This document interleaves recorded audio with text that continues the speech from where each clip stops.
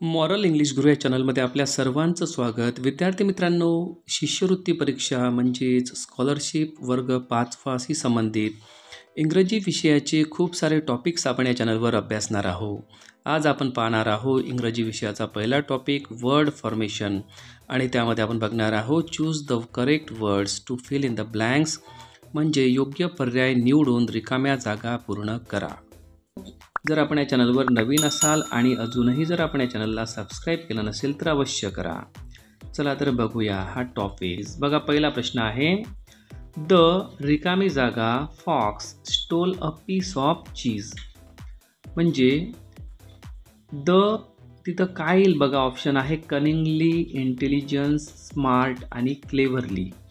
Fox stole a piece of cheese. आता बघा, हे प्रश्न सोडवताना प्रश्न काय आहे, तो प्रश्न नेमका त्याचं मीनिंग मराठीमध्ये आपल्याला समजलंच पाहिजे असं काही नाही, परंतु काही गोष्टी आपल्याला लक्षात आल्या पाहिजे. जसं आपल्याला दच्या नंतर असा एक शब्द लावायचा आहे, त्याच्यानंतर फॉक्स आहे, म्हणजे फॉक्सच्या अगोदर जो शब्द येणार आहे तर तो शब्द काय राहील, म्हणजे नाऊनच्या अगोदर येणारा शब्द हा जनरली ॲडजेक्टिव्ह राहतो, म्हणजे नाऊनला डिस्क्राईब करणारा शब्द किंवा नाऊनबद्दल विशेष माहिती सांगणारा शब्द. तर तो शब्द या ठिकाणी असला पाहिजे ॲडजेक्टिव्ह. आता बघा खाली ऑप्शनमध्ये कनिंगली, या ठिकाणी कनिंग म्हणजे धूर्त आणि कनिंगली म्हणजे धूर्तपणे. तर कनिंगली हे ॲडवर्ब आहे, म्हणजे क्रियाविशेषण. इंटेलिजन्स म्हणजे बुद्धिमत्ता, म्हणजे हे नाऊन आहे. स्मार्ट म्हणजे हुशार, चाणाक्ष, तर हे आहे ॲडजेक्टिव्ह. आणि सर्वात शेवटी आहे क्लेव्हरली, म्हणजे अतिशय चातुर्याने, हुशारीने. तर या ठिकाणी आपल्याला क्लेव्हरली हे ॲडवर्ब आहे, हे नको. कनिंगली हे पण ॲडवर्ब आहे, हे पण नको. इंटेलिजन्स हे नाऊन आहे, हे पण नको. आणि आपल्याला पाहिजे ॲडजेक्टिव्ह, जे आहे smart. The smart fox stole a piece of cheese, म्हणजे हुशार कोल्याने चीजचं एक पीस चोरलं, असा त्याचा अर्थ आहे. पर्यायामध्ये जर कनिंग असतं, कनिंग म्हणजे धूर्त कोल्हा, तर चाललं असतं, परंतु या ठिकाणी आलेलं आहे स्मार्ट म्हणजे हुशार कोल्हा, तर हे चालते. दुसरं बघा, बी, देअर इज अ रिकामी जागा इन द प्रोग्राम. त्या ठिकाणी आहे प्रोग्राममध्ये काहीतरी. आता there is a chance in the प्रोग्राममध्ये संधी आहे, होऊ शकते. There is a change in the प्रोग्राममध्ये बदल आहे, हे पण होऊ शकते. देअर इज अ चेंजिंग असं होत नाही. देअर इज अ नंतर चेंजला ING लागत नाही.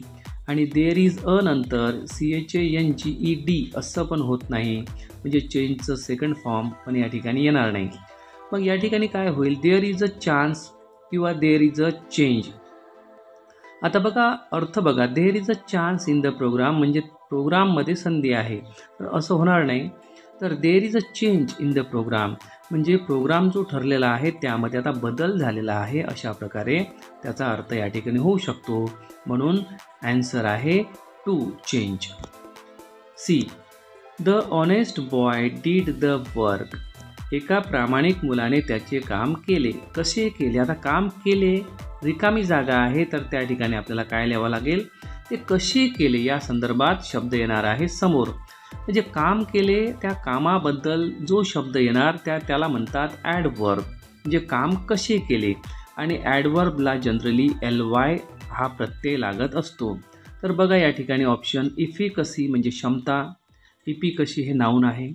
एफिशियन्स हे सुद्धा नाऊन आहे, म्हणजे क्षमता किंवा कार्यक्षमता. एफिशियंट म्हणजे कार्यक्षम, एफिशियंट हे आहे ॲडजेक्टिव्ह, एफिशियंट. आणि शेवटी आहे एफिशियंटली म्हणजे कार्यक्षमतेने. तर या ठिकाणी LY लागलेला आहे आणि LY म्हणजे ॲडवर्ब, क्रियाविशेषण. वर्क हे क्रिया आहे, क्रियापद आहे. ती क्रिया कशी झाली त्या संदर्भात माहिती देणारा शब्द म्हणजे एफिशियंटली. म्हणून answer 4, the honest boy did the work efficiently. चौथा प्रश्न बघा, D, the old man wanted. Old मॅनला, म्हाताऱ्या माणसाला पाहिजे होते रिकामी जागा मनी, पैसे.